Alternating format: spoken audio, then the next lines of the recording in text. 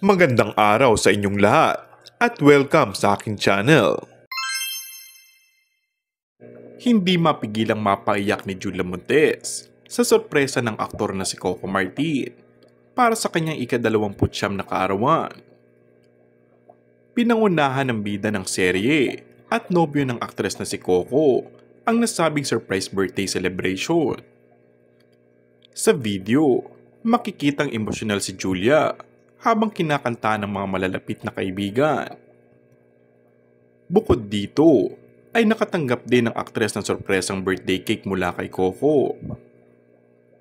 Matagal nang inuugnay sa isa't isa sina Coco at Julia o ang tambalang mas kilala bilang Coco Jules.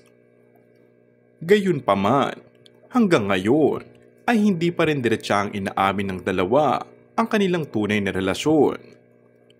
At kahit nga hindi na umamin ng dalawa, ay alam na kung ano ang tunay na estado ng kanilang relasyon.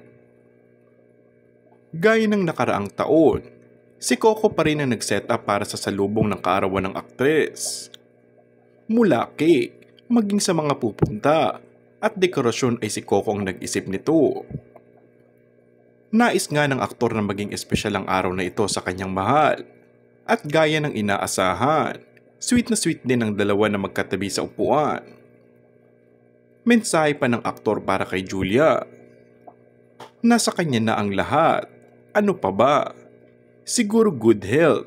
Tsaka alam mo naman na importante ka sa amin. Mahal ka namin. Hindi na naiwasan ni Julia na mapaiyak dahil sa ginawa ng boyfriend na si Coco Martin. And that's all for our today's video. Kung bago ka lang sa aking channel ay mag-subscribe at pindutin na rin ang notification bell. Maraming salamat!